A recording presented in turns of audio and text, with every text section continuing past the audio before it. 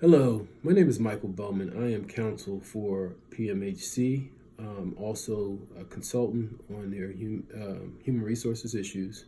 And I wanted to talk just for a minute about a duty that mental health professionals have called a duty to warn.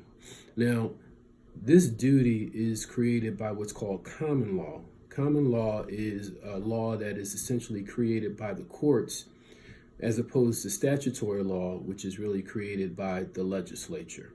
And so this law, the duty to warn law, was really created by a case that was called Emmerich versus the Philadelphia Center for Human Development. And in that case, there was a mental health professional who was counseling two people, a former couple. The male was a person with a history of violence, and the female, who was his girlfriend, was also being treated for a number of issues. In this case, the male was being treated by the mental health professional, and he told the mental health professional that he was going to essentially kill his former girlfriend if she showed back up to the apartment where they had previously cohabitated.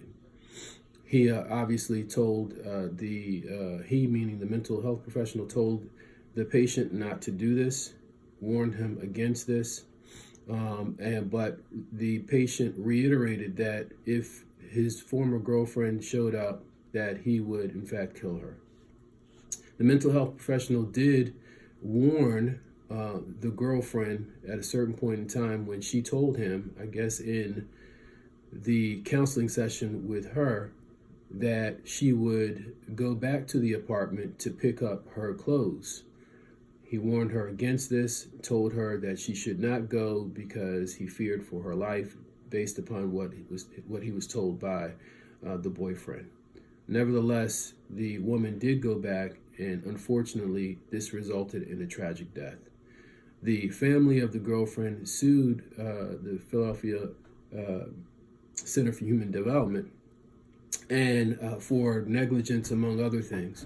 The courts ultimately ruled in favor of the defendant in this case because the mental health professional had, in fact, warned the victim not to go back to the apartment. And so he had fulfilled a duty to warn. The Supreme Court of Pennsylvania ultimately took this case up and ruled in favor of the defendant again for that very same reason. However, in this case, the Supreme Court did establish that in Pennsylvania, mental health professionals do have a limited duty to warn. And so what that means from a practical matter is, to the extent that a mental health professional has any information derived from counseling sessions that a third party may be in danger by a patient, then that mental health professional and that organization has a duty to warn that third party. That can be done in a number of ways. Some institutions like PMHC actually go a step further. In their duty to warn, they also provide that to the extent that it is a very dangerous situation, that the mental health professional also contact the police. So that is the duty to warn in Pennsylvania, and I thank you for your attention.